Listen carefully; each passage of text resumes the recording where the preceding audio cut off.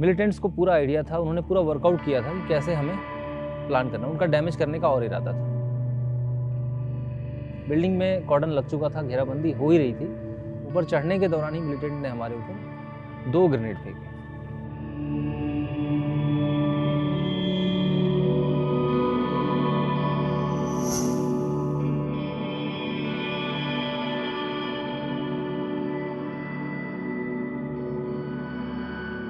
मैं बेसिकली बिहार के रोहतास ज़िले का हूँ। पहाड़ों और जंगलों और नदियों के बीच में बसा हुआ हमारा गांव है। तो उस गांव में खेलने कूदने की प्रेरणा और वहाँ पर जो पहले से ही कुछ न कुछ फोर्स की कंपनियाँ रहती थीं, सीआरपीएफ की बटालियंस की कंपनियाँ आती रहती थीं, उनको देख के प्रेरणा मिला फौज में जाना है।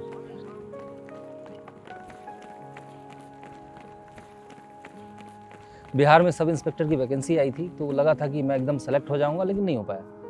सिविल सर्विस में ट्राई कर रहा था तो वैसा अवसर नहीं मिला। 2007 के बैच में मैं एसएससी से सेलेक्ट हो गया, सब इंस्पेक्टर बना सीआईएसएफ में, और वो मेरी पहली सरकारी नौकरी थी।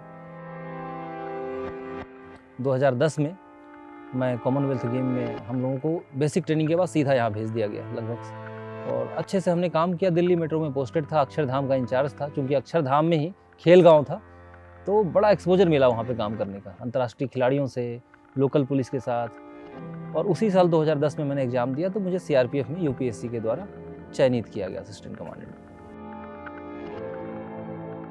बीइंग ए असिस्टेंट कमांडेंट, मैंने यहाँ आने से पहले यहीं मैंने अपनी जो बुनियादी प्रशिक्षण होती है 1 साल की, पूरे 1 वर्ष तक मैंने यहीं अपने आप को प्रशिक्षित किया, यहाँ के जो बहुत ही सक्षम शिक्षक हैं उनके मार्गदर्शन में।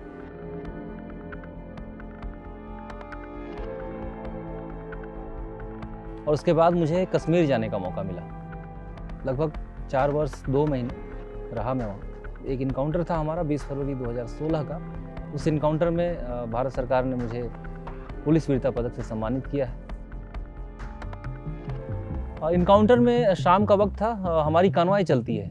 कानवाई श्रीनगर से चलती है, जम्मू जाती है, और जम्मू से चलती है तो श्रीनगर आती है। तो 20 फरवरी के दिन शाम के करीब 4 बजे, सैटरडे था उस दिन, शनिवार का दिन था, मैं खाना खा के घर पे ऑफिस जाने की तैयारी कर रहा था 4 बजे कि दोबारा ऑफिस जाऊंगा।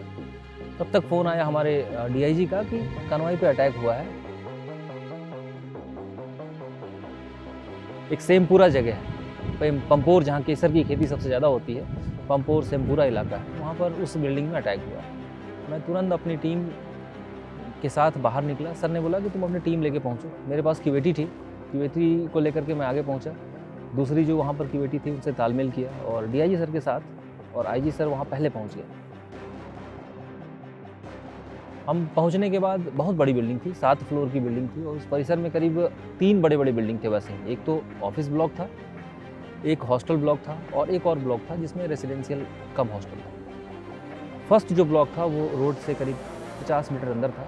एक गेट था, गेट से तो हमने देखा बाहर बस पे हमारे 2 जवान शहीद हो गए थे उस हमले में, और करीब 12 हमारे घायल हुए थे।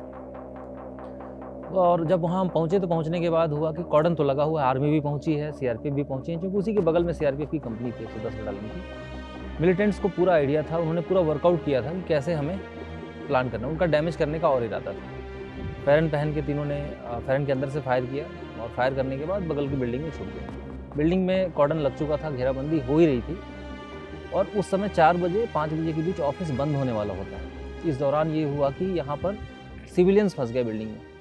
क्लियर नहीं हो पा रहा था कि मिलिटेंट कितने हैं, कहाँ कहाँ छुपे हैं, क्योंकि तीनों पाकिस्तानी आतंकवादी थे, तीनों काफ़ी डेडली ट्रेंड थे।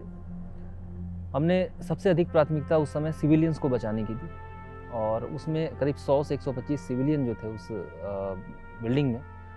हमारी टीम 7-8 लोगों की टीम थी जो पहले अंदर गई। जाने के बाद पहले ग्राउंड फ्लोर को हमने क्लियर किया, जितने सिविलियंस थे उनको निकाला।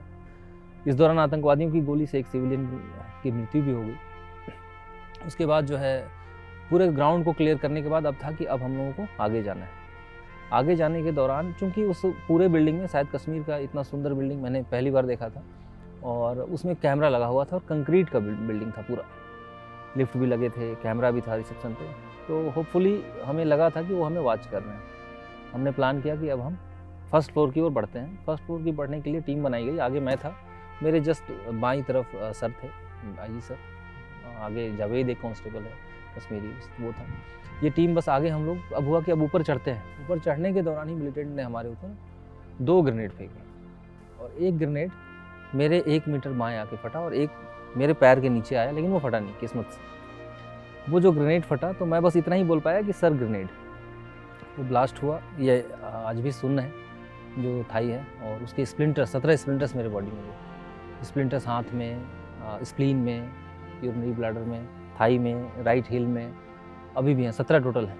तो जो स्प्लीन में मुझे लग गया, लेकिन फायरिंग हमने भी शुरू की। उनका प्लान था कि इस टीम को ट्रेस तो वो कर रहे थे, ब्लास्ट करके ग्रेनेड और इनके ऊपर हम फायर करेंगे।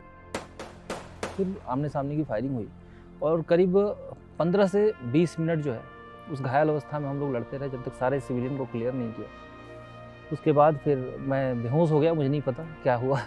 मेरी आंख खुली जब मैं 92 बेस हॉस्पिटल के बेड पे आईसीयू में खुद को पाया, क्योंकि स्प्लीन का स्प्लिंटर था, लंग्स में छेद होके गया था, तो ये पूरा स्वेल किया था और मैं सांस नहीं ले पा रहा था। उन्होंने मुझे वेंटिलेटर पे रखा था, तो वो दौर था और मेरी वाइफ को भी पता नहीं था। 3 दिन के बाद जब मैं थोड़ा ठीक हुआ, मतलब होश में आया, तो अपनी वाइफ और बेटी को देखा। सीआरपीएफ के सामने यही चुनौती है कि हमें उन दुश्मनों से लड़ना है जो दुश्मनों की तरह दिखते नहीं हैं, जो आम नागरिक की तरह हैं। अगर हमें पता हो कि इस बाउंड्री के बाहर सारे हमारे दुश्मन हैं, तो हम लड़ सकते हैं, हमें पता है हम उनको मार सकते हैं। लेकिन हमें पता ही नहीं कि ये जो सामने भीड़ है उसी में से एक दुश्मन है, उसी में से 2 दुश्मन है। तो मुश्किल स्थिति होती है और वैसी स्थिति में सीआरपीएफ काम करती है।